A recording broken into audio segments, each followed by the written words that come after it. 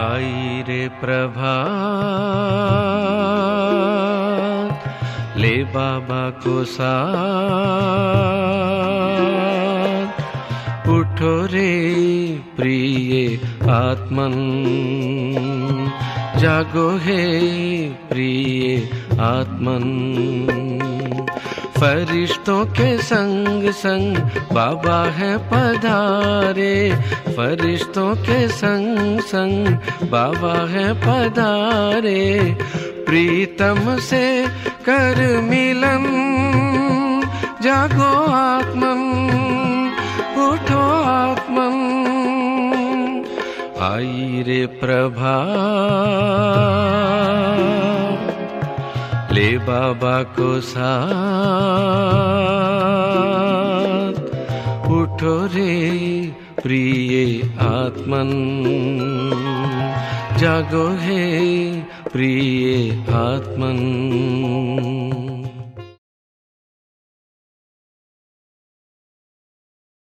Bonsoir, merci de votre méditation. Toujours pareil, les 5-10 premières minutes de l'atelier de méditation, ça sert à ça, un silence unifié, silence introspectif, introductif, préparation à la méditation, peut-être encore plus dans la période qu'on traverse. Je vérifie juste s'il y en a parmi vous qui peuvent envoyer un petit message pour dire que le son est OK, que l'image est OK. En fait, on fait des tests. Actuellement, c'est le premier essai qui est en train de se dérouler. La technique est peut-être pas forcément au rendez-vous. Par exemple, la transmission, là, actuellement, elle est en Wi-Fi, elle n'est pas en filaire. Il se peut que de votre côté, ça se traduise par une image un peu floutée si je fais des gestes, par un son un petit peu entrechoqué si jamais il y a des du ralentissement sur le débit. Donc, qu'est-ce qui est marqué? Tout est normal pour moi. Donc, on va dire qu'au moins pour une personne aussi, c'est bon, d'accord. Donc, on continue comme ça. La prochaine fois, ça sera sans doute plus au point. On aura peut-être un nouveau système de transmission. Donc, le flux sera optimisé aussi. Donc, n'hésitez pas à faire signe en cours de route si jamais il y avait quoi que ce soit. Vous pouvez vous saluer aussi vous-même, faire un petit coucou sur les messages. Comme ça, chacun sait un petit peu que les personnes dont il est proche, elles sont aussi présentes. Ça fait partie de l'ambiance aussi, de faire une petite salutation ou un petit coucou. Alors, d'abord, donc bienvenue à tous, félicitations à tous. On vit un moment qui n'est pas forcément très très facile, et félicitations parce que en me promenant dans les rues de Nice, donc on observe qu'il y a très très peu de monde, et donc plus ou moins les consignes de sécurité, les consignes donc de mise en pratique sont suivies.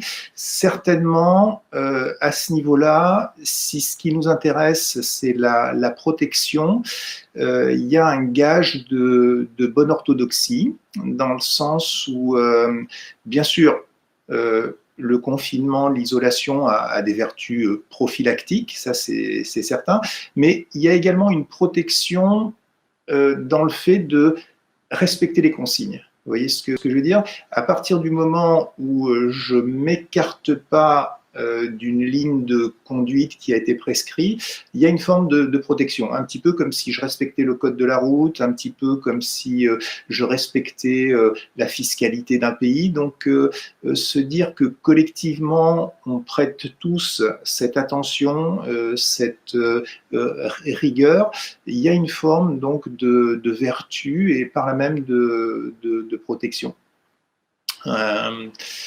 Il y aurait une histoire à raconter à ce sujet-là, mais peut-être un petit peu plus tard. Des histoires, j'en avais beaucoup, parce que traditionnellement, cette première rencontre du mois de mars, quand il y a ce retour d'Inde, cette rencontre, elle est dévolue à un partage d'expériences. Donc, qu'est-ce qui se passe là-bas, quelles sont les réalisations, quels sont les enseignements, etc.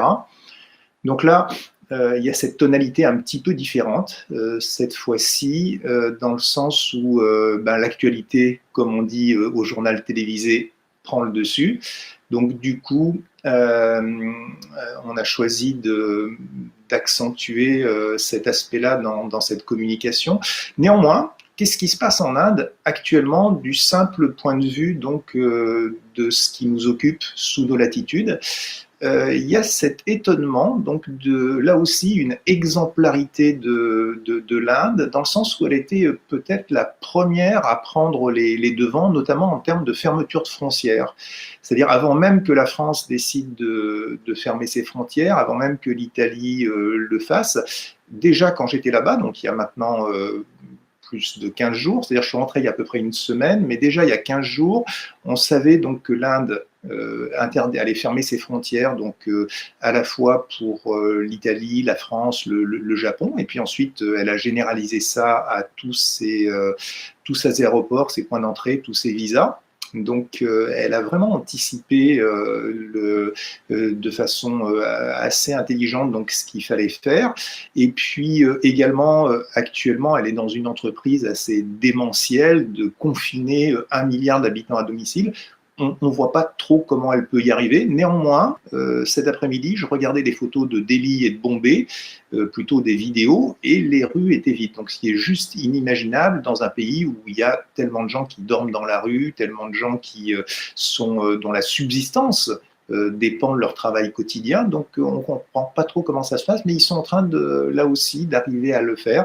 Donc, sans doute pas mal de crédit à leur Premier ministre, M. Narendra Modi.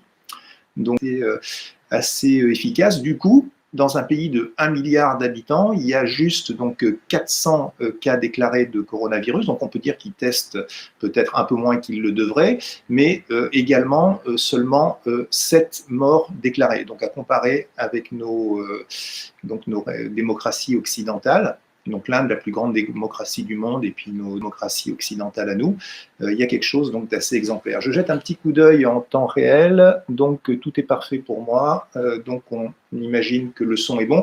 Il y a peut-être un petit décalage que vous observez, parce que le temps que le son soit digitalisé, qu'il soit bufferisé, qui transite sur Internet, qui l'affiche, donc et ensuite qui soit lu chez vous, il y a un décalage probablement de 1 ou 2 minutes. C'est-à-dire ce que vous êtes en train d'écouter là, c'est ce que j'ai dit il y a 2 minutes.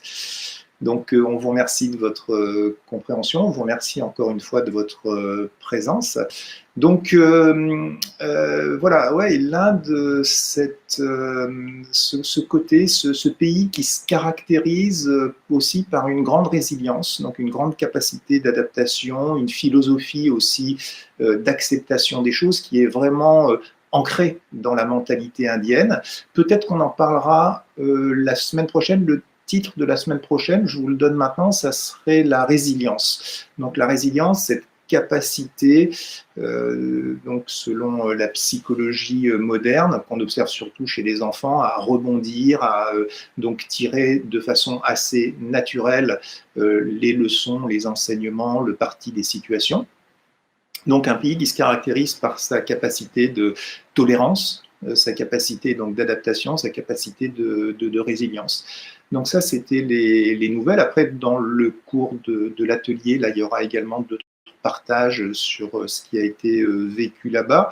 Pour l'instant, ce qui nous intéresserait, c'est de se dire que finalement, ce qui est en train de se passer, donc qui est quelque chose d'assez probablement perturbant pour beaucoup, voire anxiogène ou générateur de colère, de frustration, etc. Il y a peut-être un parti à en tirer, et donc du coup, qu'est-ce que la méditation, qu'est-ce que donc précisément la méditation du Raja Yoga, qui est ancrée dans cette philosophie indienne plurimillénaire. Donc, qu'est-ce que la méditation et la philosophie donc, du yoga ont à nous dire sur la période qu'on est en train de vivre? Donc, peut-être tout d'abord, qu'est-ce qu'on fait actuellement? Qu'est-ce qu'on fait quand on se rencontre dans la rue? Qu'est-ce que j'ai fait tout à l'heure quand je vous ai salué au début de cet atelier? Donc, il y a eu ce geste avec les deux mains, ce fameux namasté, donc salutation, et qui est actuellement adopté par juste un maximum de leaders politiques, de dirigeants politiques, de dirigeants économiques. Et donc, cette salutation donc, namasté, dont on rappelle, je reconnais donc le divin en toi. Et donc, c'est une salutation qui se fait à la fois dans l'hindouisme classique, qui se fait aussi dans la pratique donc du Raja Yoga, donc salutation, namasté, Om Shanti, et puis également quelque chose qui se fait un peu moins, mais qui est par contre un des piliers de la pratique du Raja Yoga, ce qu'on appelle le Drishti ou le Darshan. Donc le Drishti ou le Darshan, c'est le regard. Donc, mais le regard qui va au-delà des apparences, donc le regard qui est capable donc de dépasser les attributs donc de forme, les caractéristiques donc dues aux vêtements, dues à la position sociale, et qui voit derrière le costume donc l'acteur. Et donc ça, c'est ce regard spirituel dont on est très très friand, nous autres yogis. Et quand on est en Inde, c'est une bonne partie de l'échange des fois qu'on a avec des âmes aînées. Donc on est content de recevoir leurs enseignements. On est encore plus content quand leur regard rencontre le nôtre, parce que c'est un regard justement qui ne voit pas notre état actuel, qui ne voit pas éventuellement les limitations, les faiblesses de caractère, mais qui voit ce qu'il y a de plus élevé en nous. Donc elle ne voit pas les limitations dues au rôle, à l'histoire, à notre configuration donc, du moment. Ils sont capables donc de voir derrière la potentialité, l'éternité, les qualités, les valeurs de l'acteur derrière le costume. Donc on peut d'ailleurs essayer de faire ça, 30 secondes. Je ne sais pas ce que ça donne à distance, mais je vous propose individuellement d'échanger. Ça, c'est un autre geste de salutation. Vous voyez, la main, on le voit souvent dans les statues, dans les temples en Inde. Donc, ce qu'on appelle la main de bénédiction. Et donc, ces déités, donc, ils ont ces mains souvent comme ça. Donc, tout ce que je reçois dans l'existence, donc ça vient du ciel. Et puis ensuite, tout ce que je reçois, j'ai à cœur de le redonner. Mais également, ce geste-là, c'est la main de bénédiction, comme on voit le Bouddha en train de faire ce geste, ou comme on voit donc les différentes déités. Parfois le Christ aussi, il est représenté avec cette main-là, donc un geste de protection, un geste de bénédiction.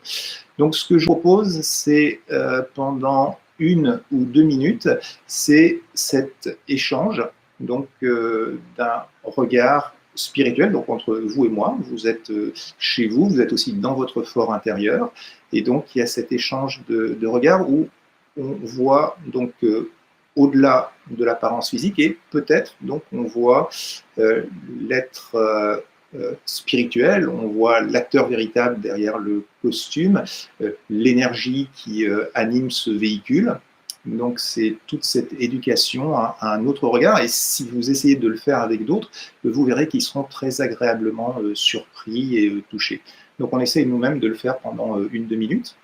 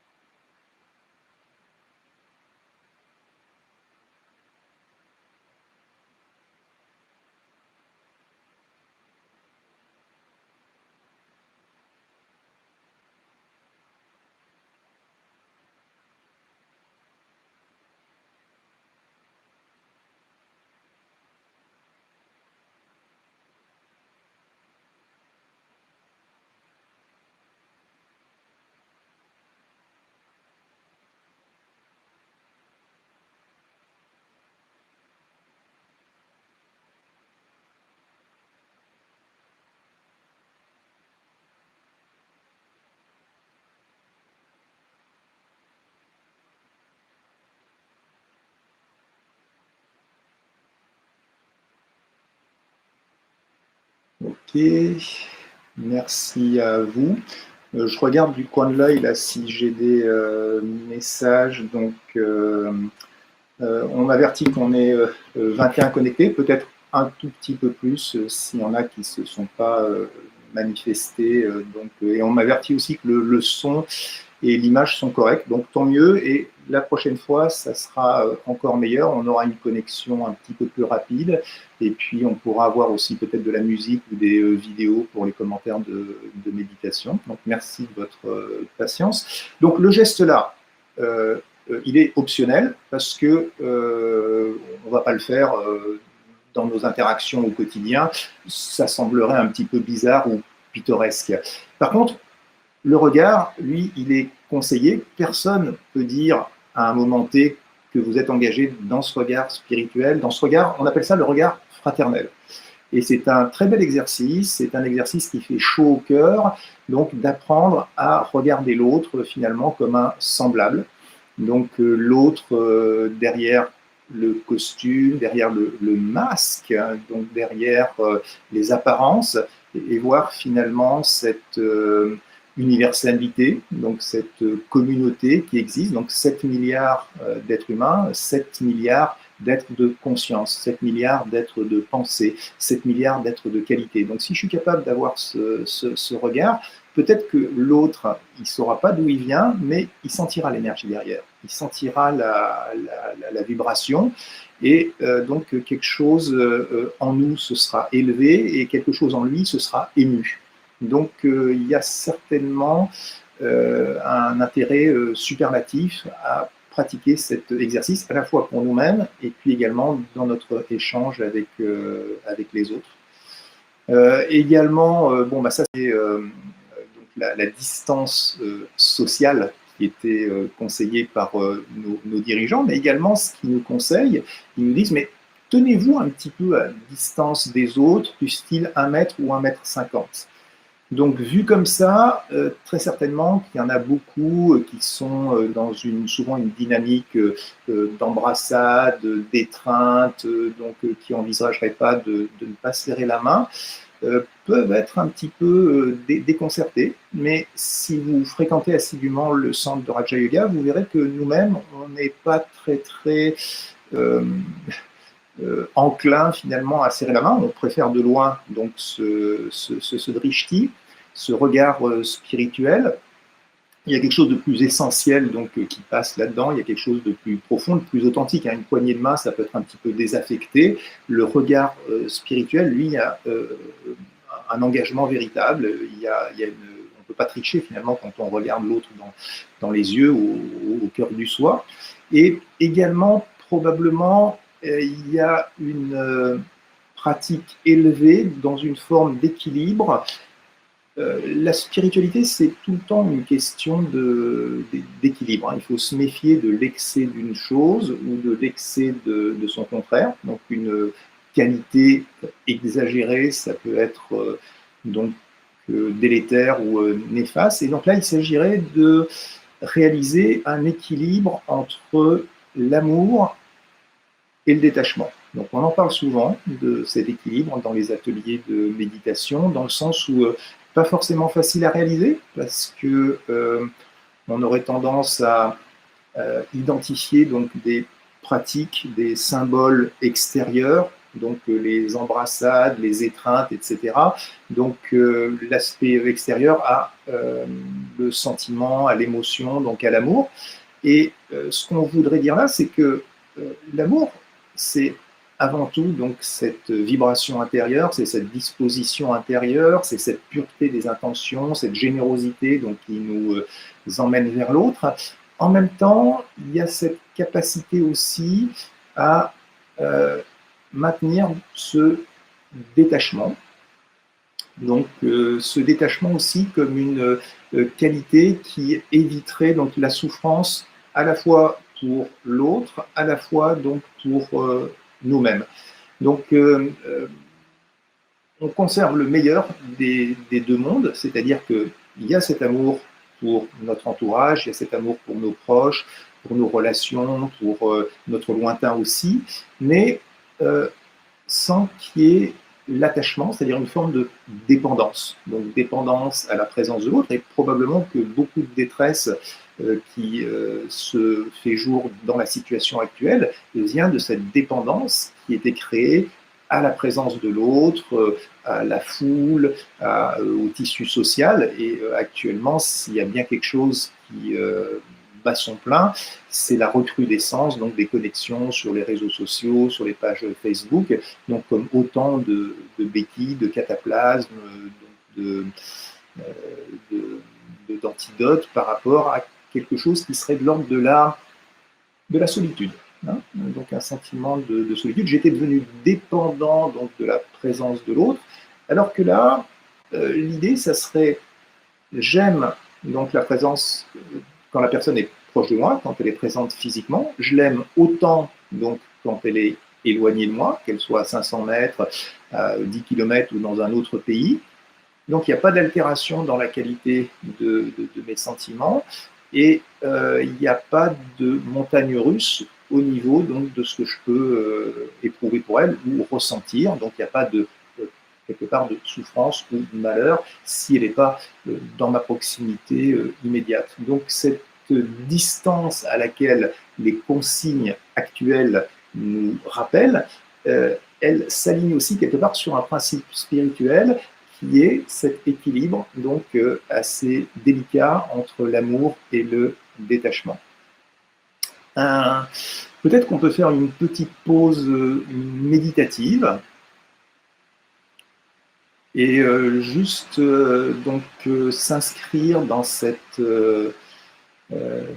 vibration, cette dimension d'amour, donc peut-être d'abord pour nos proches.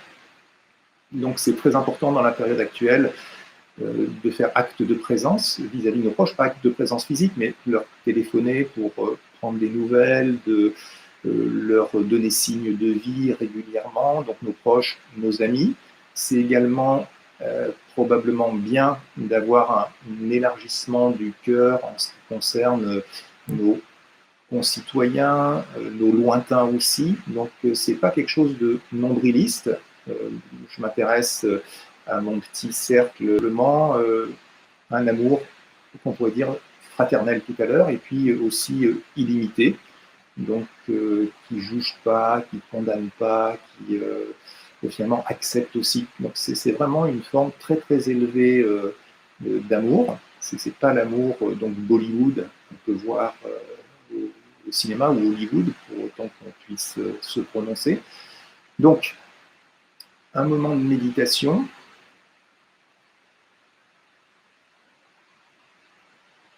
Où je suis déjà en train d'envoyer des bons souhaits à ceux qui sont proches de moi. Donc on peut facilement imaginer sa famille, ses amis, son cercle proche. Donc je les soutiens par les paroles, mais là je fais quelque chose de plus subtil par les pensées. Donc je les visualise bien portants, je les visualise heureux, je les visualise stables. Très important dans une période de confusion, de montagne russe.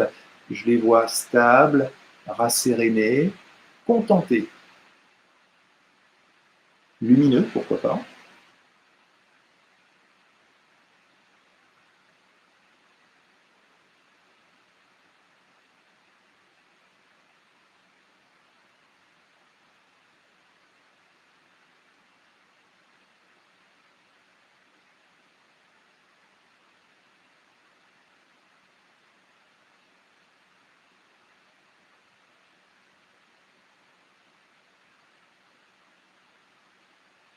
Et puis ensuite, j'étends ces bons souhaits, j'étends cette sollicitude, j'étends cette compassion, ce soin. Donc ces bons soins. Donc il y a les infirmiers qui s'occupent des corps, les docteurs aussi. Et donc nous, on est ces médecins du plan subtil. Donc je prodigue ces bons soins, ces bons souhaits à la collectivité, peut-être donc la ville dans laquelle je me trouve, le pays dans lequel je me trouve. Donc la même qualité de bons souhaits, de sentiments purs, de sentiments intenses que je manifestais à l'instant pour ma famille, je l'étends à la collectivité, donc notre municipalité, mais aussi le pays. Donc puisse chacun être libéré de la peur, être libéré des soucis, être libéré de l'inquiétude, être libéré de la colère, de la frustration, contenté, stable.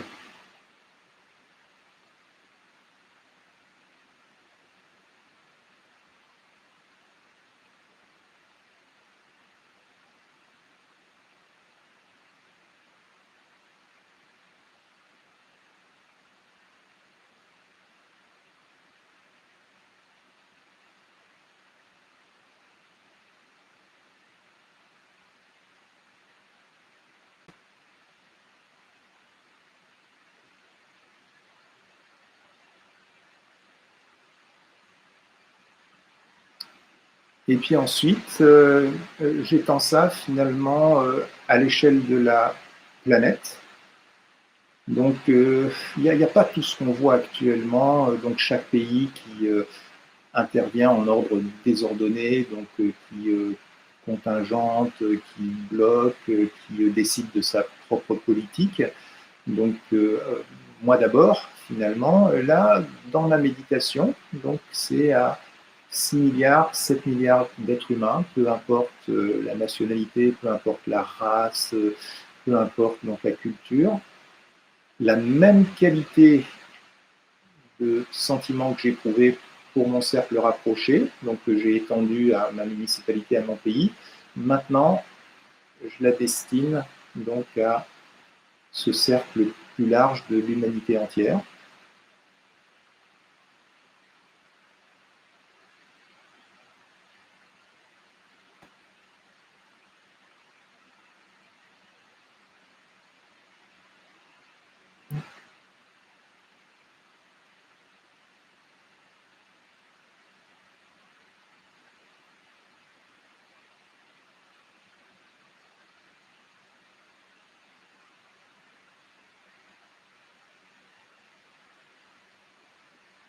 Et puis pour terminer, j'étends ça également à la planète. Donc la planète, donc tout ce qui est vivant, par exemple les animaux, et tout ce qui est non vivant, la matière. Donc la matière qui a été violentée, la matière qui a été spoliée, la matière donc, qui a été surexploitée.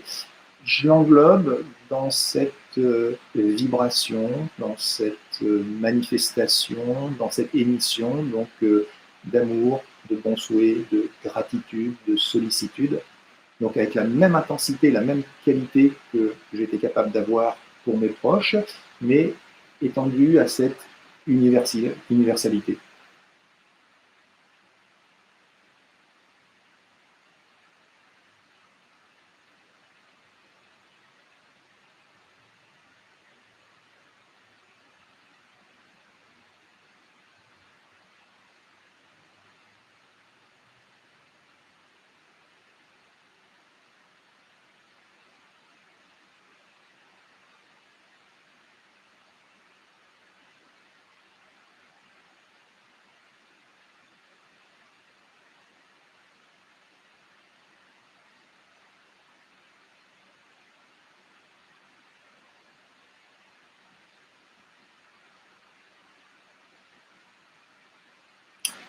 Ok, merci. Je regarde du coin de l'œil là s'il y a des messages. Donc, on me fait signe que tout va bien.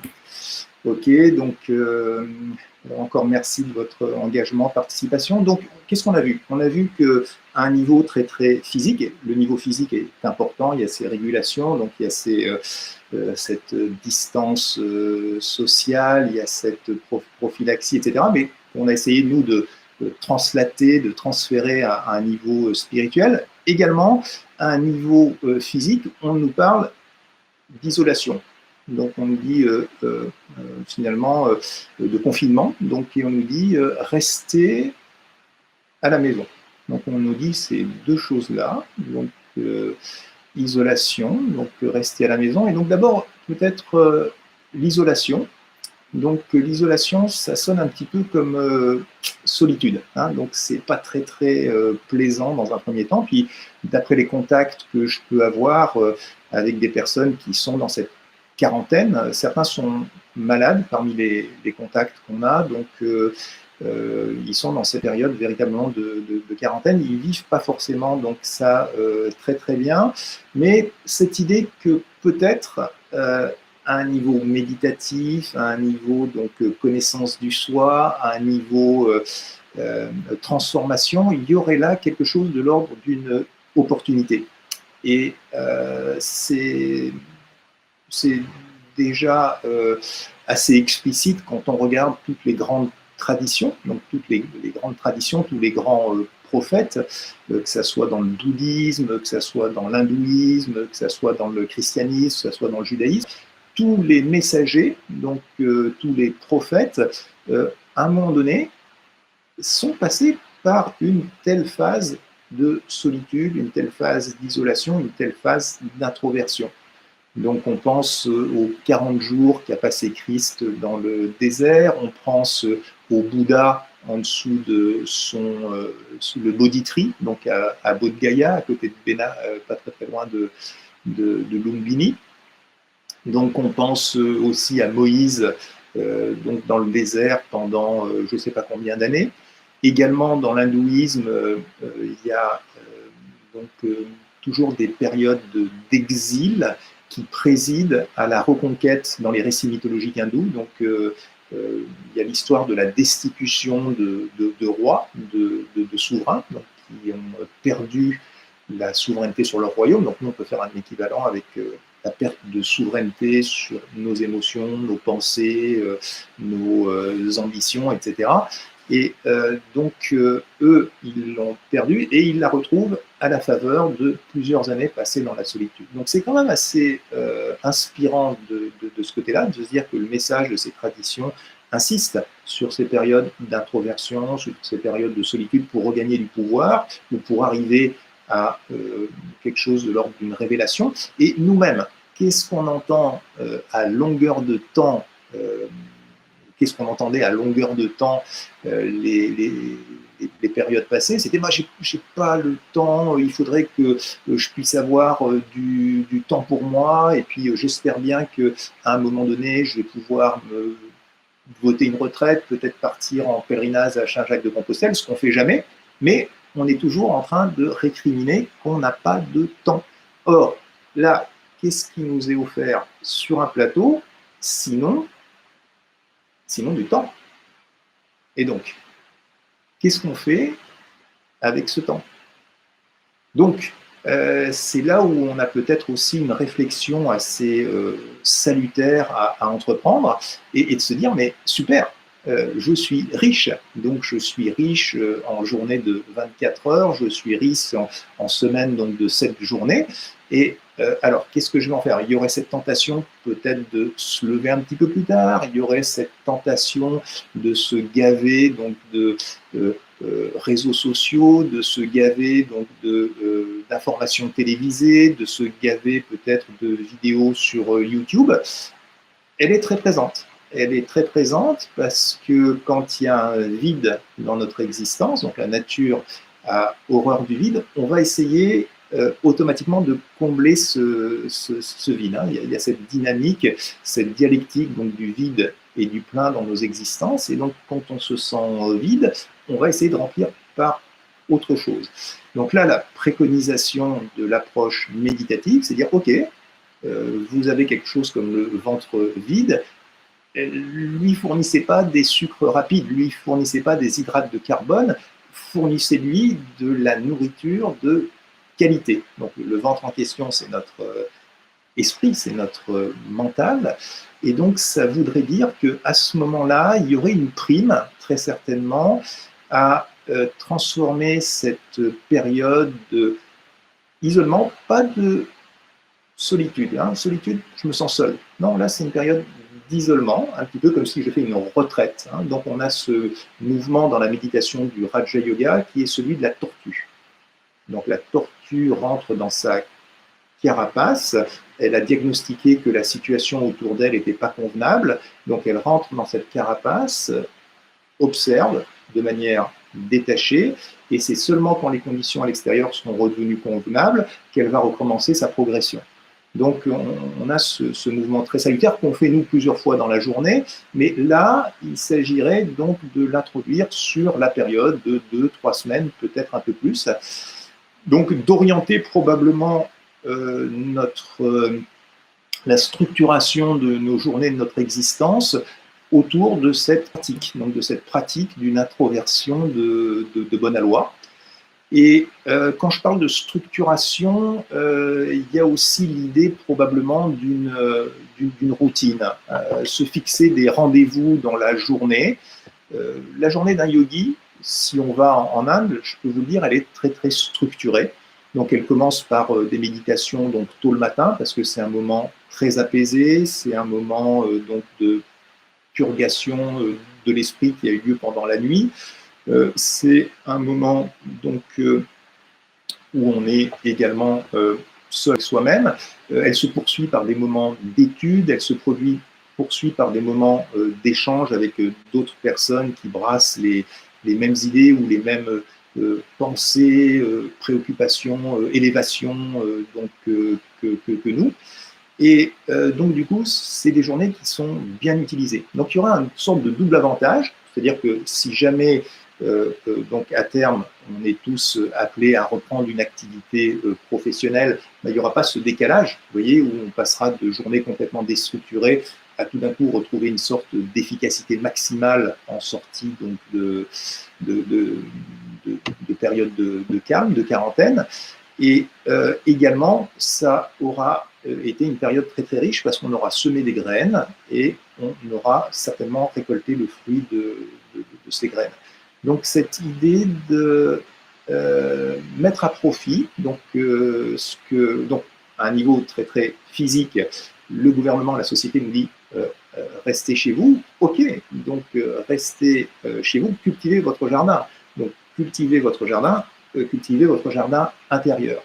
Autre chose où on peut aussi effectuer un transfert assez salutaire, c'est de se dire, mais finalement, rester à domicile, ok, mais qu'est-ce que c'est que mon domicile? Question, qu'est-ce que c'est votre domicile? On vous laisse 30 secondes. S'il y en a qui se sentent inspirés, ils peuvent répondre dans le chat. Et puis, donc, celui qui aura fourni la bonne réponse, bah, il gagnera peut-être quelque chose, un jeu de cartes de valeur ou je ne sais pas ce qu'on pourra lui donner.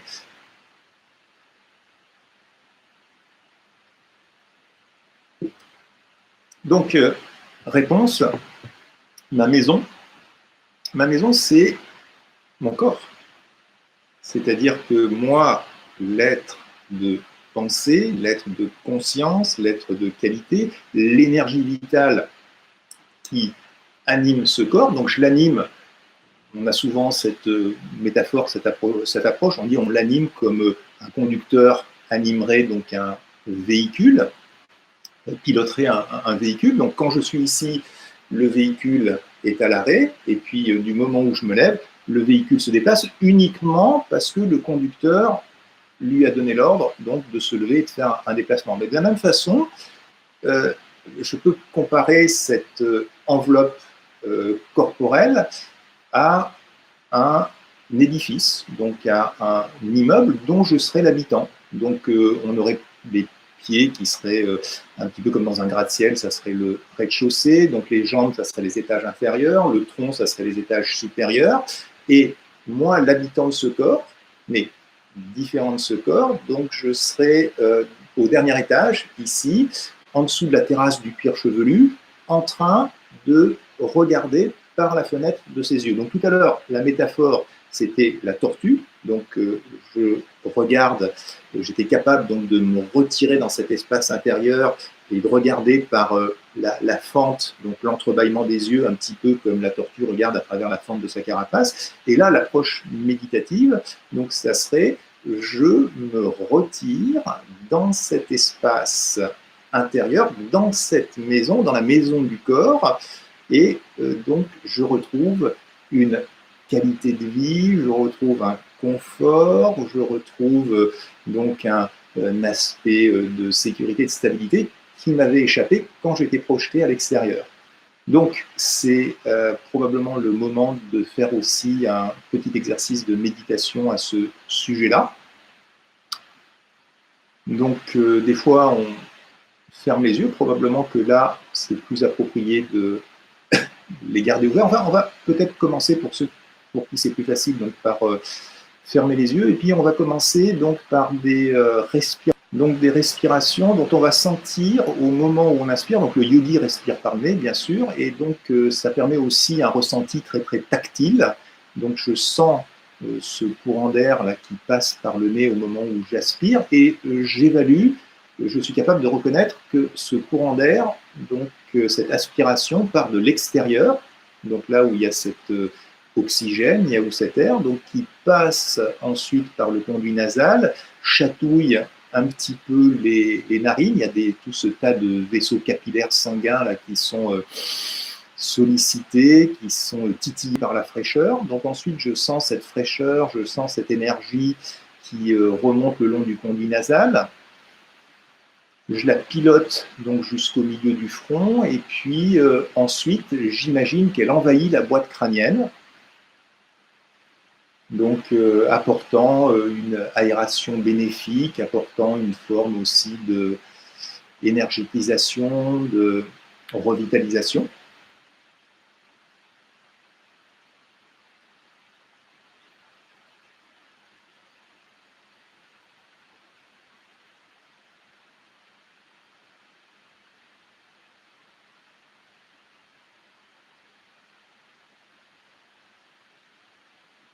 Dans le même temps où je fais ça, il y a aussi une forme de concentration, donc concentration au milieu des yeux, entre les deux yeux plutôt, au milieu du front. Donc j'inspire, sensation d'énergétisation, sensation d'aération, de relaxation. Et quand j'expire, eh bien, sensation de focalisation, sensation de détermination, sensation donc d'ancrage au milieu du front. Un petit peu comme s'il y avait une forme de strabisme, vous voyez, comme si les deux yeux étaient en train de converger vers ce point géométrique. Et ça se peut tout à fait que je ressente un picotement, une forme de chaleur, de chatouillement. Ce qui est bon signe, parce que ça veut dire que les sensations à ce niveau-là sont sollicitées, sont en train de se réveiller. Et pour accentuer la concentration, je peux même rajouter la visualisation d'un point de lumière, parce que au fur et à mesure que l'énergie que j'inspire, elle s'accumule à cet endroit, eh bien, l'énergie se convertit en lueur, la lueur se convertit en brillance, la brillance finalement évolue vers une forme de rayonnement. Donc j'inspire, j'amène de l'énergie dans la zone, j'expire, je visualise le rayonnement de cette énergie.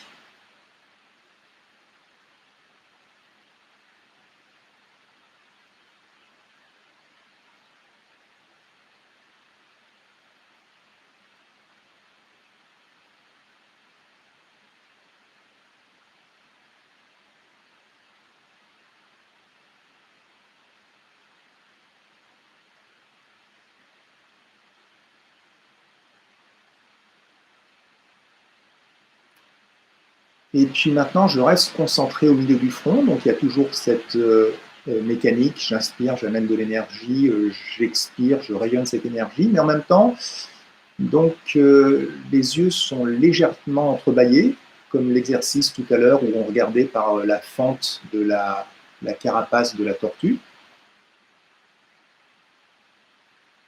Donc les yeux comme une sorte de fenêtre comme un vasistas, comme cet entrebâillement. Donc on dit souvent les yeux, c'est les fenêtres de l'âme. Pour la circonstance, ça serait la conscience qu'on voudrait développer, c'est-à-dire, moi, l'être de conscience, de pensée, je suis actuellement en train de regarder de l'intérieur, donc de cette enveloppe corporelle, vers l'extérieur. L'intérieur vers l'extérieur par la fenêtre des yeux. Et donc, on a cette image qu'on a proposée à l'instant, donc du corps comme un édifice, un building. Donc les pieds, ça serait le rez-de-chaussée, les jambes, les étages inférieurs, le tronc, les étages supérieurs, et moi, donc l'existant spirituel, l'être d'énergie, l'énergie vitale qui anime ce corps, je suis actuellement, donc bien sûr j'entends par ces oreilles, je ressens par cet épiderme, par exemple, je ressens les contours du fauteuil sur lequel je suis assis, la texture de la moquette ou du plancher, et puis je suis en train de regarder par ses yeux. Donc, je développe cette conscience de cette... Assurément, il y a un extérieur, et puis assurément, il y a un intérieur, cet intérieur à partir duquel j'opère, à partir duquel je pilote ce corps. Et puis maintenant, une fois que j'ai expérimenté, que j'ai vécu ça, je ferme les yeux, et là, donc, je suis dans cet espace intérieur. Je suis dans mon appartement, je suis dans ma résidence, dans cet espace qui m'appartient en propre et que je peux aménager exactement comme je le souhaite. Donc, la loge de l'acteur, l'appartement donc du résident. Et donc là, je souhaite l'aménager avec un confort et une paix, donc, dans laquelle j'ai plaisir à me retrouver. Donc tout à l'heure, quand j'inspirais, donc j'inspirais de l'énergie et puis je rayonnais de la lumière. Cette fois-ci, quand j'inspire, eh bien j'inspire toujours de l'énergie, mais quand j'expire, c'est avec la plus grande lenteur. Et donc quand j'expire de la paix. Donc de la paix sous la forme de silence, pas de pensée. Donc je suis juste dans l'expiration, donc silence, lenteur. Donc la paix sous la forme de silence, de lenteur, de douceur, de concentration, d'harmonie.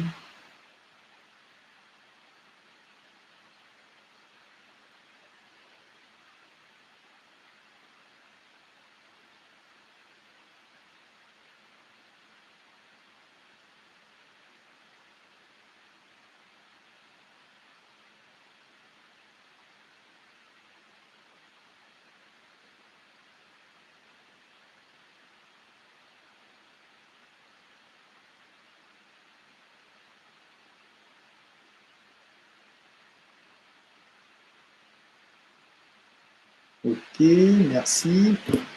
Alors, je regarde pareil toujours s'il y a des messages. Donc apparemment tout va bien, la connexion est bonne.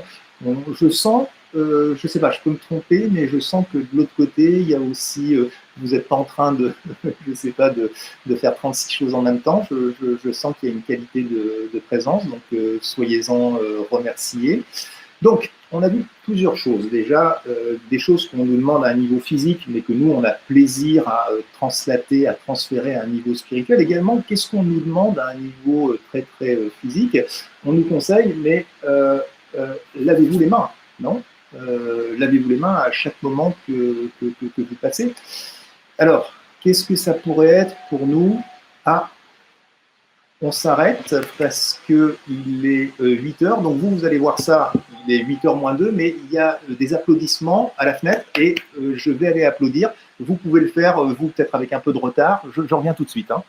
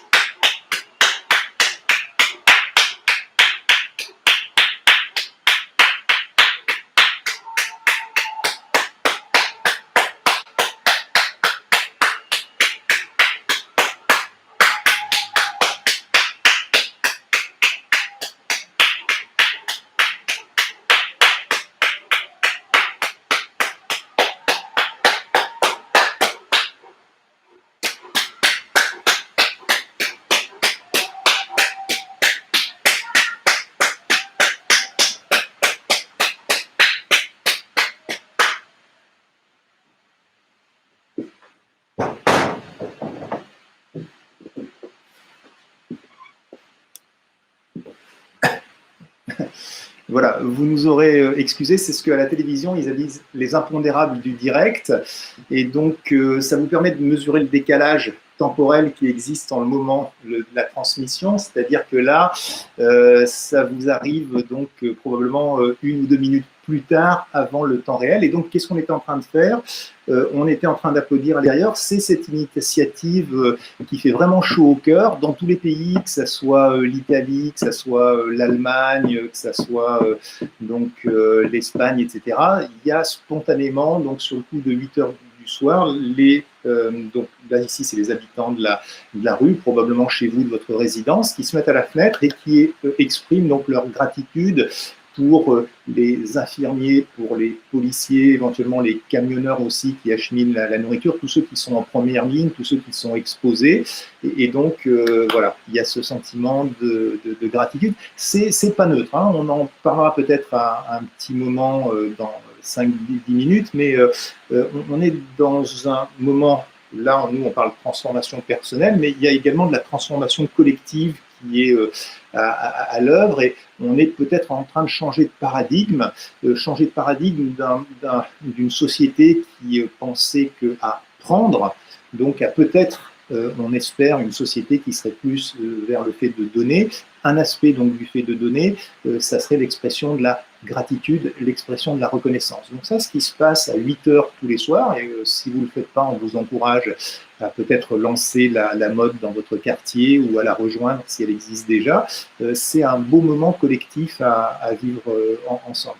Donc, justement, on parlait de se laver les mains. Ça existe aussi dans le yoga. On tape dans les mains, donc on chauffe, et puis on se pose les mains sur les yeux. C'est déconseillé dans la période actuelle, parce qu'il parle de se laver les mains, de ne pas les mettre sur le visage. Donc on ne va pas parler de ça, mais qu'est-ce que ça serait, donc, se laver les mains pour un yogi? Donc ça serait cet impératif de propreté.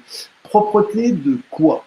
De quoi on parle? Propreté de quoi? On parle de la propreté de nos pensées, on parle de la propreté de notre attitude, on parle de la propreté de notre vision, on parle de la propreté de nos paroles, on parle de la propreté de notre conscience, on parle de la propreté de notre attitude. Donc tellement de choses qui sont cruciales, qui sont importantes. Donc oui, la protection physique, donc par rapport au virus, passe par ce geste prophylactique, passe par ce geste d'hygiène, mais à quel point notre société, qui a engendré donc ce problème écologique, ce problème pandémique, donc à quel point elle n'est pas malade d'un manque de propreté.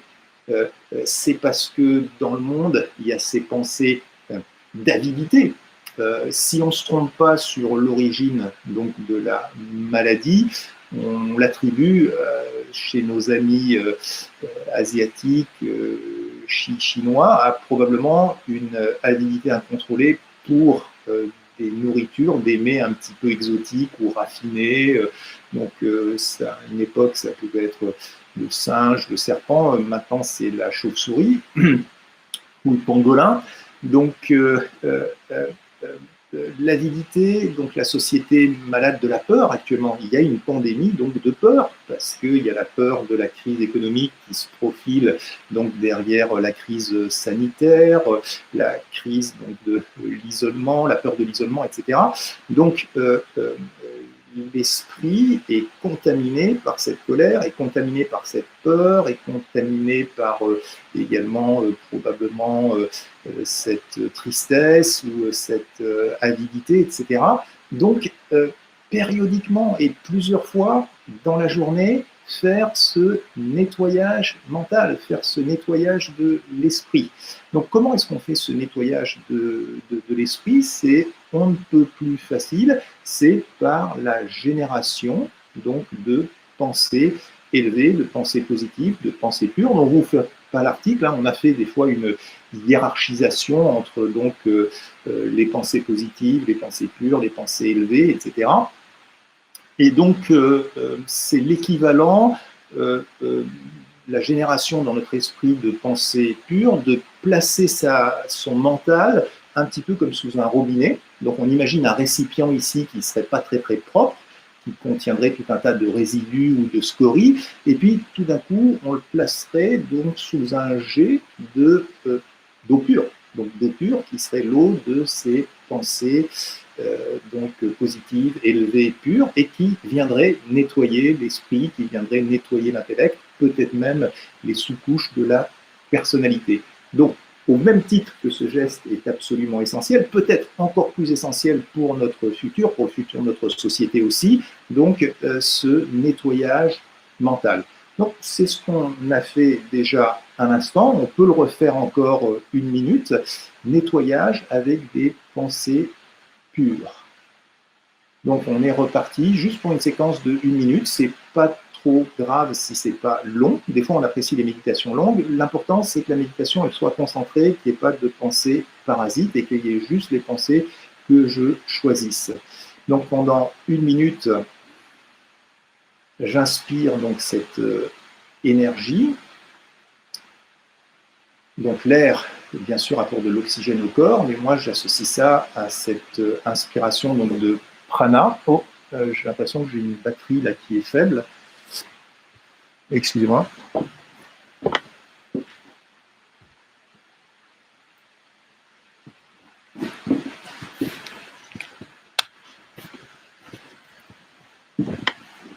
Voilà, donc j'inspire, donc on a besoin d'être chargé, hein. Très souvent on se décharge, donc c'était le cas de l'ordinateur, et là j'ai besoin donc de recharger cette énergie, donc j'inspire, je nourris cet être intérieur, rien que le fait de me focaliser donc sur ce chakra, donc sur ce point au milieu du front, donc ça apporte son contingent d'énergie. Je peux un instant maintenir la respiration, c'est-à-dire bloquer la respiration pour bien laisser le temps à cette énergie aussi de se diffuser dans le corps, d'infuser à un niveau donc, cellulaire.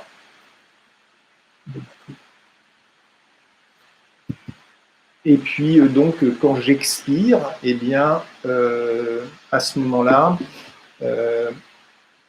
ce que j'expire, donc c'est de la stabilité. Donc la stabilité, comme si j'étais un arbre planté dans le sol. Donc la graine, c'est la graine au milieu du front. Donc la graine de mon existence, c'est la graine de mes pensées, c'est la graine de ma conscience. Et ça génère un arbre de qualité, un arbre massif, un arbre majestueux. Et donc, je suis en train donc de, quand j'expire, de nourrir, d'alimenter cette stabilité. 2 minutes, apport d'énergie dans un sens, et puis nourrir cette stabilité dans l'autre.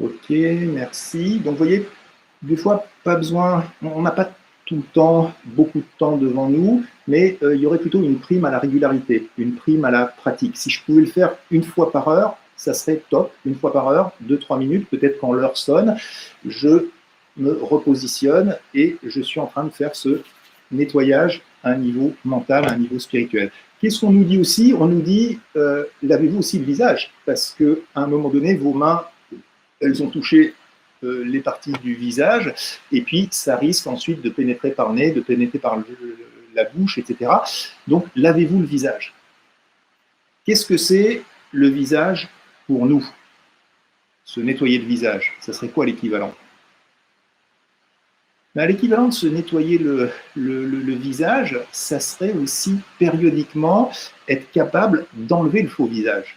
Vous voyez, d'enlever donc la fausse personnalité, le masque qu'on est en train de porter en permanence. Donc le masque qu'on porte avec les autres, le masque qu'on se présente à soi-même, le masque auquel on s'est identifié, un petit peu comme dans ces personnages de la commedia dell'arte ou de la tragédie grecque. Donc ils ont un masque pour jouer le personnage, persona, la personnalité. Et donc, tout l'enjeu de la méditation, on pourrait dire à un moment donné, ça serait de se déconnecter de ce personnage et de retrouver l'acteur véritable derrière le personnage. C'est-à-dire tout l'enjeu pour moi, c'est de me déconnecter, de me séparer de qui est Christian. Donc Christian, il a telle histoire, il est né à tel endroit, il a été éduqué de telle façon, ensuite il a fait telle étude, tel travail, et puis il lui est arrivé ceci ou cela. Ça, c'est le papier peint, donc c'est la scénographie, c'est le décor de la pièce de théâtre, c'est le rôle qui a été joué pendant un certain temps, mais derrière, il y a cet acteur véritable. Alors, comment est-ce qu'on peut faire ça ?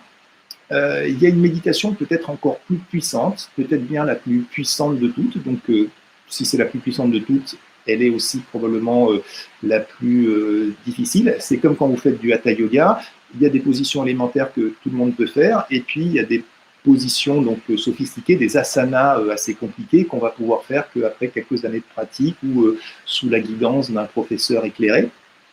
Donc elle table ou elle capitalise donc cette méditation toujours sur cette notion qu'on a dit tout à l'heure, donc restez chez vous. Donc rester chez vous, c'est, je considère que ce corps, c'est ma demeure, mais au-delà de cette demeure, il existe donc une demeure encore plus essentielle, encore plus primordiale, plus originelle aussi, mais originelle.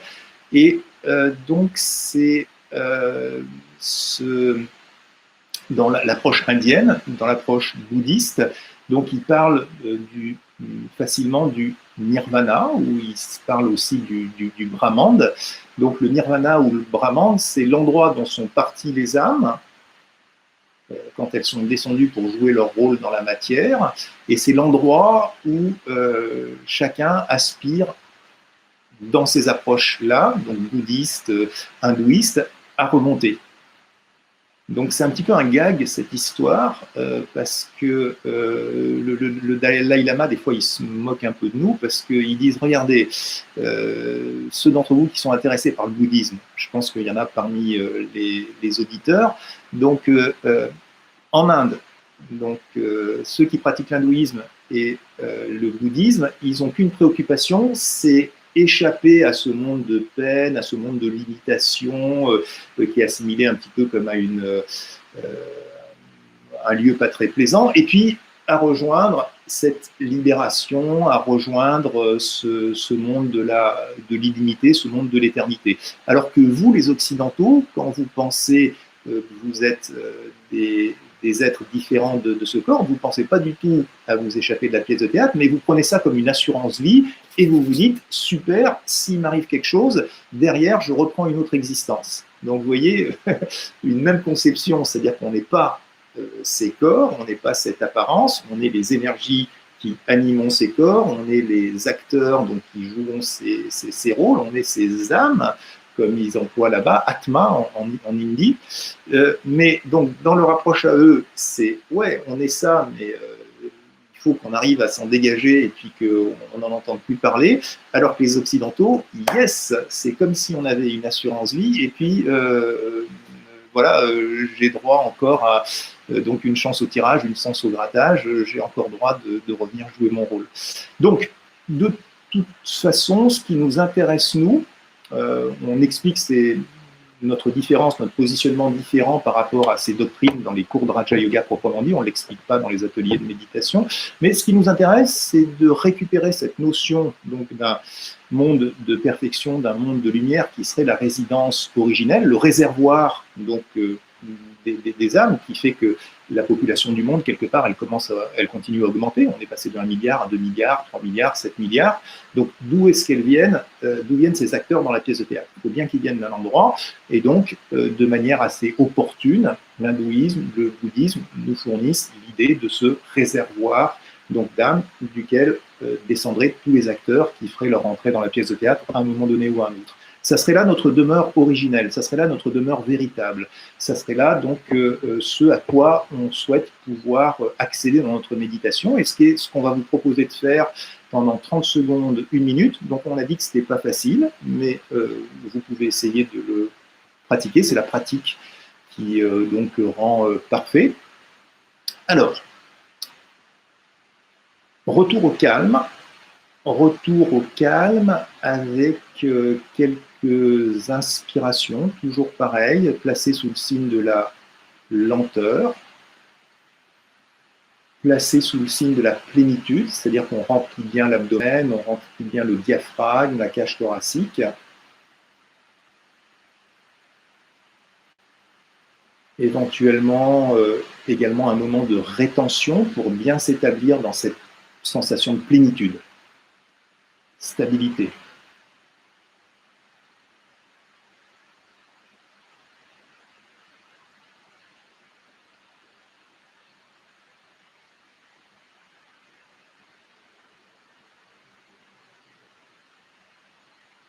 Et puis ensuite, eh bien, on se focalise sur le parcours du souffle. Donc le souffle, on va le puiser à l'extérieur. Donc on sent une fois de plus qu'il passe par les narines, qu'il emprunte donc le conduit nasal, qu'il arrive au milieu du front. Mais ensuite, on pousse en altitude notre pensée. Donc un petit peu comme si on voulait percer le front.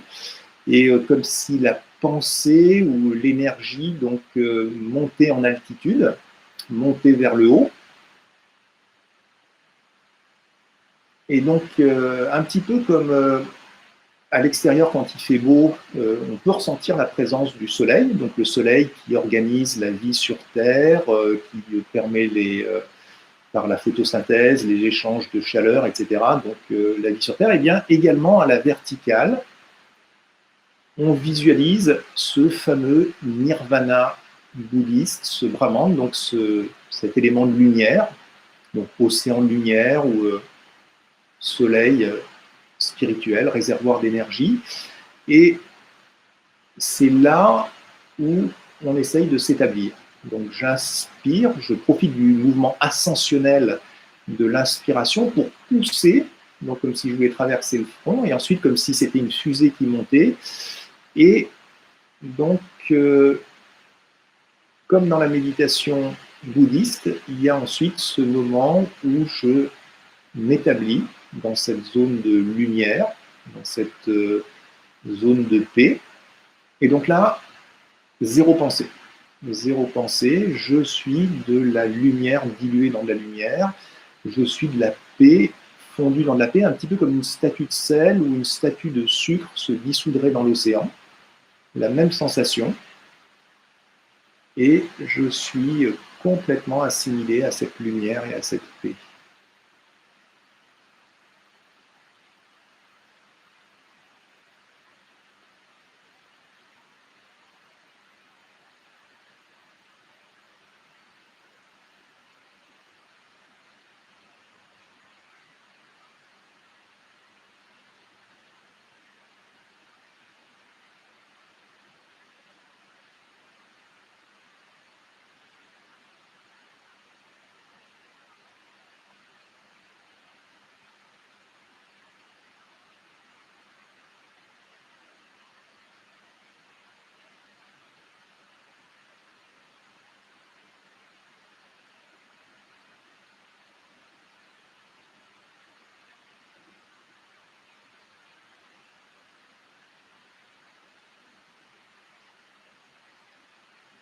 Ok, merci.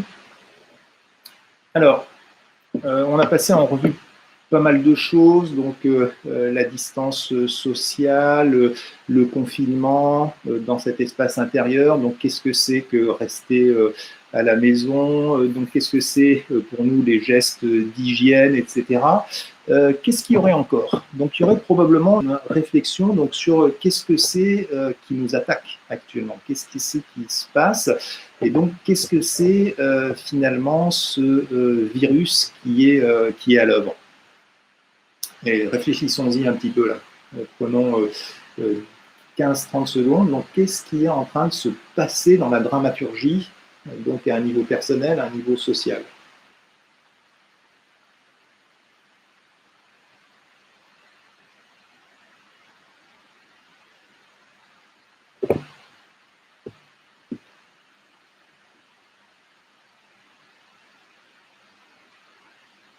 Donc, ce qui est en train de se passer, donc c'est ce virus-là, hein, c'est une petite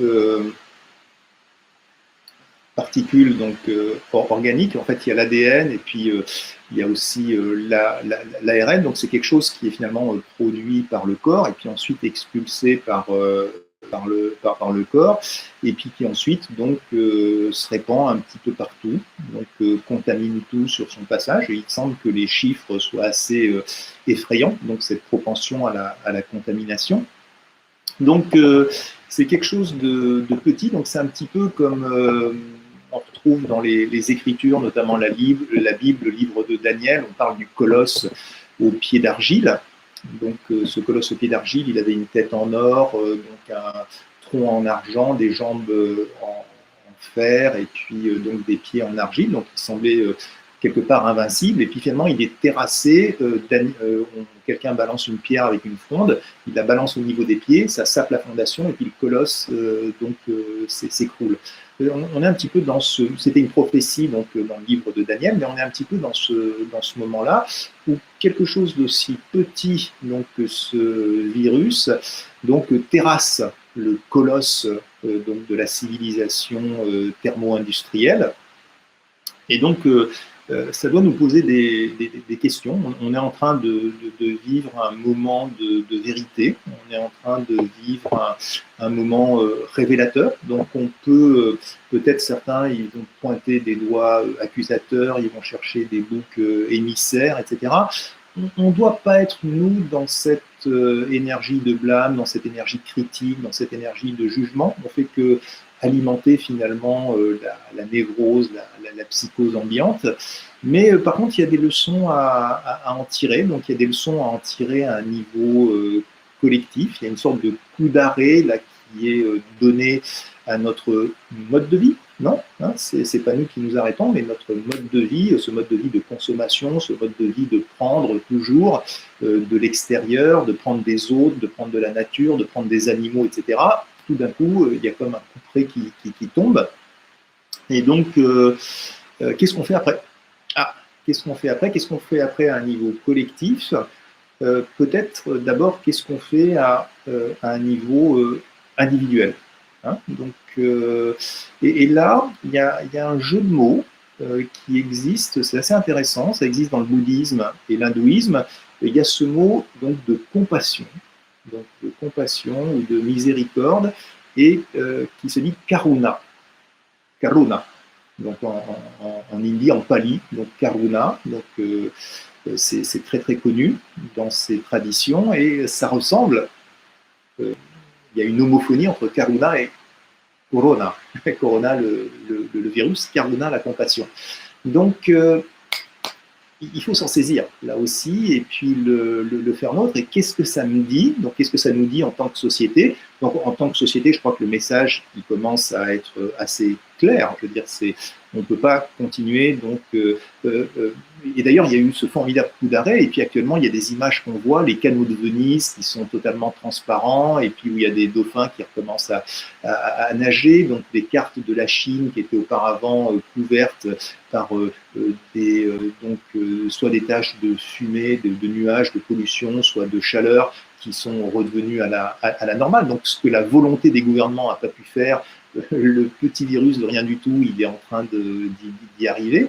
Donc il y a quelque chose qui se passe à un niveau physique, mais ça sera lettre morte s'il n'y a pas quelque chose qui se passe au niveau de notre conscience. C'est ce qu'on disait tout à l'heure. On peut être chez soi, donc dans une introversion forcée, mais si cette introversion, elle est au service donc d'une satisfaction sensorielle ou émotionnelle, ben, je vais regarder le plus de vidéos distractives ou me gaver de chips en regardant des films à la télévision, etc. Ça ira pas très très loin. Donc c'est pareil, là, la transformation qu'on appelle de nos souhaits au niveau du monde, elle ne pourra pas être effective si elle ne passe pas par cette réalisation individuelle. C'est une mécanique qu'on explique souvent dans les ateliers de méditation. On entend des choses, et Dieu sait qu'il y a une palanquée d'informations qui sont disponibles actuellement dans le monde, sur Internet, dans les réseaux sociaux, vos proches, etc. Tout le monde a des informations à communiquer, mais il y a le fait de l'entendre, il y a le fait de le comprendre, parce que des fois on peut passer à côté de la compréhension véritable.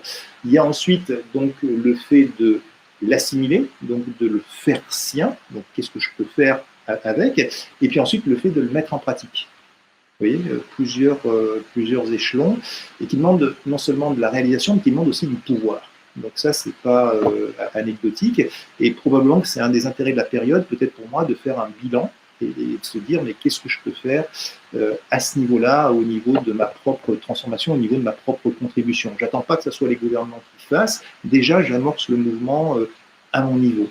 Et donc probablement que d'une façon ou d'une autre, j'étais moi-même dans cette logique de la civilisation thermo-industrielle, donc de prendre, de consommer. Eh bien, j'ai une voiture dans mon foyer, mais il faut que j'en ai deux, peut-être pour mon épouse, ou peut-être pour mon fils, et puis il y a une promotion pour aller passer le week-end en Thaïlande à 500 euros.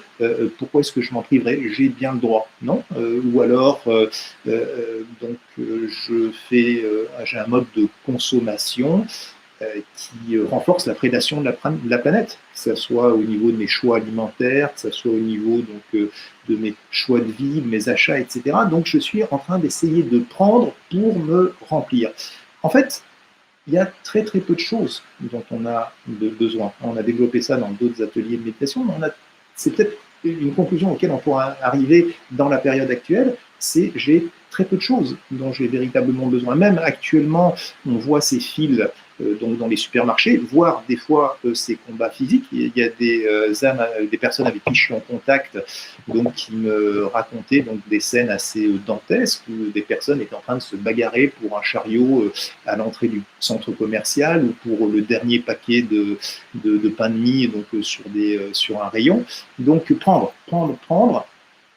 Alors qu'on a besoin d'assez peu de choses. Par exemple, si en tant que yogi, je réfléchissais donc au stock alimentaire, je me disais, mais j'ai besoin d'eau, mais l'eau, elle est assurée, donc elle fonctionne pour l'instant. Donc à partir de là, peut-être que juste avec du quinoa, donc j'arrive à faire bouillir, donc ça c'est les céréales, et puis ensuite les légumineuses, ça serait des graines germées, bah, peut-être que je peux fonctionner avec ça. Vous voyez, une approche assez minimaliste, donc qu'est-ce que c'est comme besoin véritable? Il y a cette différence dont on a dit, c'est Gandhi qui l'explicitait, donc il y a une différence donc, entre donc les besoins et les envies. Donc il y a largement assez pour les besoins physiologiques, il n'y a pas assez au niveau de la planète pour les envies. Donc moi je pourrais avoir une réflexion à ce niveau-là, mais là encore, on va essayer de transférer à un autre niveau. Qu'est-ce que c'est les stocks dont j'ai besoin?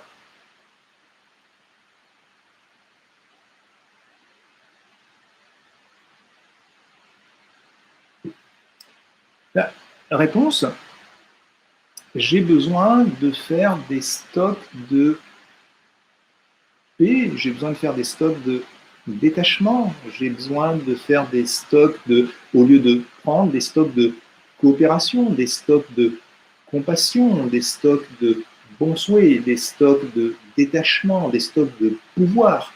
C'est ça qui est nourrissant et c'est ça qui va m'aider dans les périodes difficiles. Vous voyez ce que je veux dire? Donc, c'est ces stocks-là que personne ne fait, mais qu'il y a désespérément besoin de faire parce qu'on sent dans l'atmosphère cette vibration anxiogène, peut-être à terme cette vibration colérique quand on cherche des boucs émissaires, quand on cherche des responsables, etc.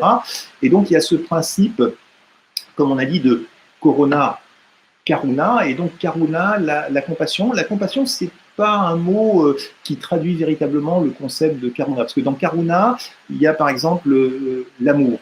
Il y a l'amour, mais il y a aussi la gentillesse, vous voyez, la prévenance, il y a le tact, donc l'amour, il y a la gentillesse, il y a également la non-violence. Donc non-violence, ça exclut l'idée de prédation, donc au niveau de la consommation, ça exclut, donc ça invite à des choix de nourriture différentes.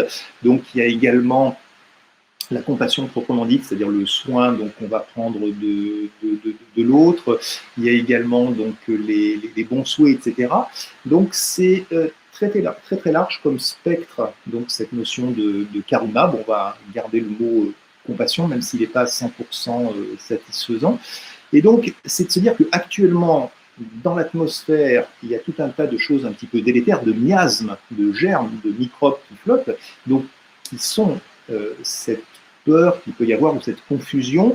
Je parle aussi également de ce qui transite sur les réseaux sociaux, parce que je suis là aussi, comme vous tous, certainement abreuvé de ces news. Ah, on ne sait pas trop si c'est des fakes, parce qu'ils présentent ça avec des arguments scientifiques, des rigueurs, et ils disent, mais voilà, en fait, c'est telle instance ou tel groupuscule qui a organisé ça, ou alors ce virus, il a été fabriqué dans un laboratoire, pour un petit peu comme une époque, le sida était censé avoir été fabriqué par les Américains pour régler le problème de la faim en Afrique. Donc il y a des théories un petit peu détestables, voire racistes, antisémites, complotistes, donc, qui circulent.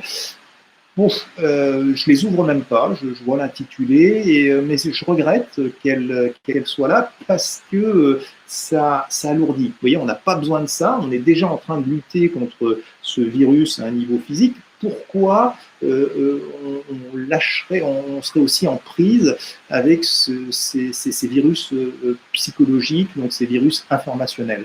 Donc l'idée là, ça serait le virus, donc c'est à un niveau physique, c'est cette petite particule, cette ARN, donc, qui est microscopique, quelques microns, et donc il y a quelque chose d'encore plus infime, c'est de l'ordre de la pensée. Donc c'est ce qui se situe au niveau de la pensée, et notre action tactique, notre action sanitaire à nous, elle doit se situer là, parce que la ressource qui va nous aider à traverser la crise, elle est mentale.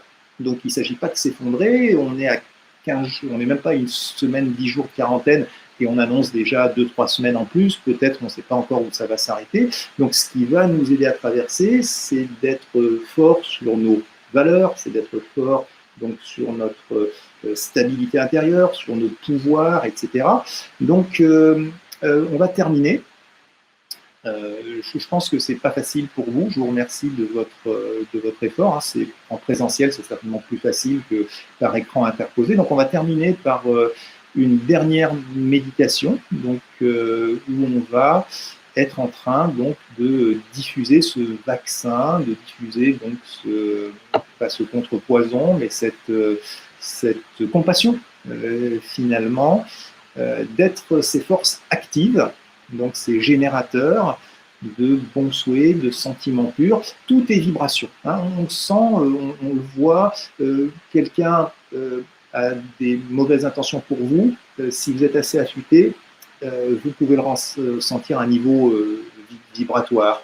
Les animaux sont spécialistes pour ressentir la vibration d'une personne.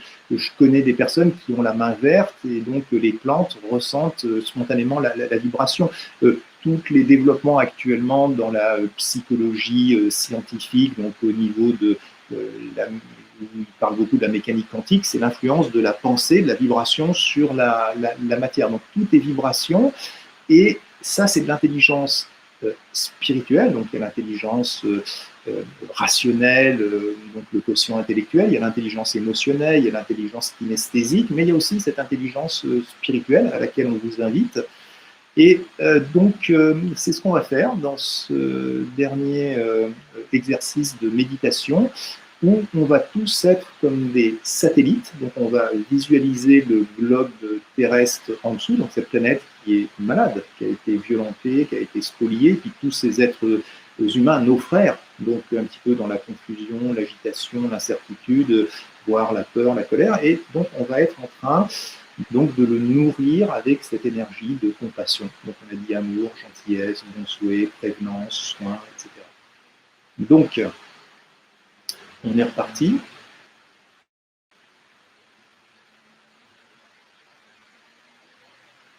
à nouveau 3-4 inspirations, histoire de retrouver cet ancrage, de retrouver cette stabilité. Hein. Donc je suis un émetteur, donc il a cette stabilité, il est relié aussi au générateur. Donc pas perdre cette connexion. Donc la pointe de l'émetteur, elle est au milieu du front, donc je l'alimente à chaque respiration.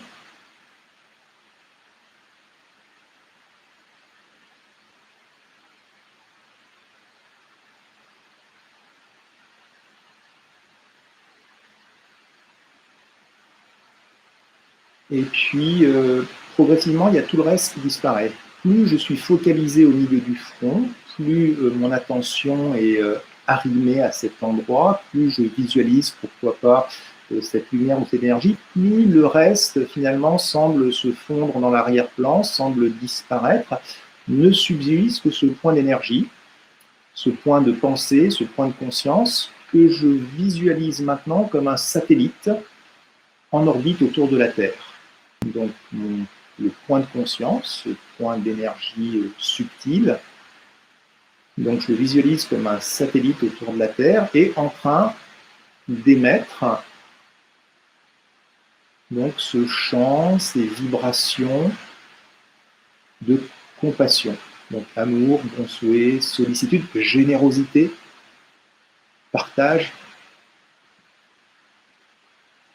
bon souhait, miséricorde, etc. Donc en dessous, il y a la petite boule bleutée. Et donc,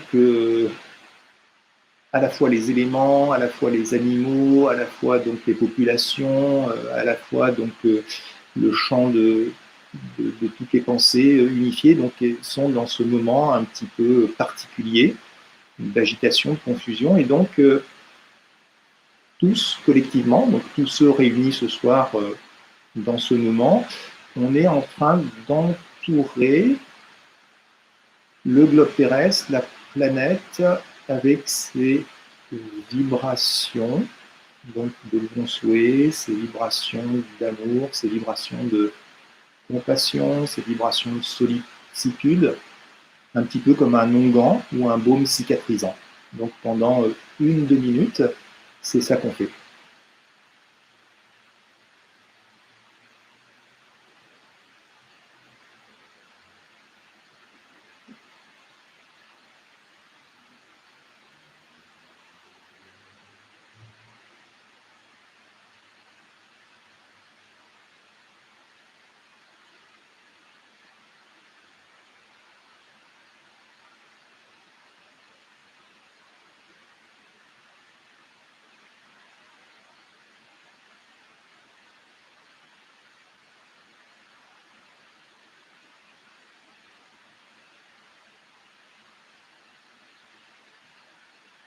Et puis dans cette conscience où j'exprime le meilleur de moi-même, où j'exprime mon être véritable, j'essaye de prendre une décision parmi tout ce que j'ai écouté ce soir. Eh bien, qu'est-ce que je me sens inspiré à mettre en pratique? Donc, qu'est-ce que je me sens inspiré à faire dans les jours, dans les semaines qui viennent, dans l'heure qui suit? Donc, et comment je vais pouvoir m'y tenir? Quelle forme ça va recouvrir? Donc, on a vu pas mal de points. Donc, parmi tous ces points, quel est celui que je me sentirais, peut-être tous, ça serait bien, mais sinon, est-ce qu'il y en aurait un qui m'aurait particulièrement séduit et que je pourrais mettre en pratique, voire partager avec d'autres ensuite?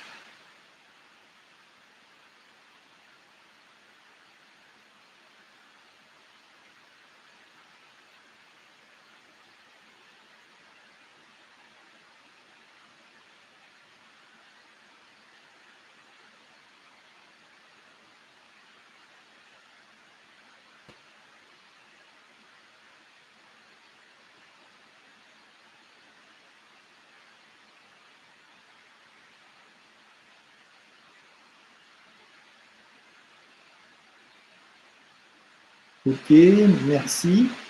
Ce qui serait, on va terminer là. Ce qui serait super, c'est si parmi les participants là, qui sont dans le chat, il y en a certains qui pouvaient partager ce qu'ils envisagent de mettre en pratique. S'ils sont arrivés dans cette méditation à une conclusion, bah tiens, ça m'intéresse de m'orienter dans cette direction, peut-être un petit peu plus méditation au quotidien, ou peut-être cette hygiène, ou peut-être ce changement donc au niveau de la conscience, de la vision, etc. S'ils pouvaient partager, ça serait peut-être une inspiration pour les autres. Et puis, sinon, on vous donne rendez-vous à mardi prochain.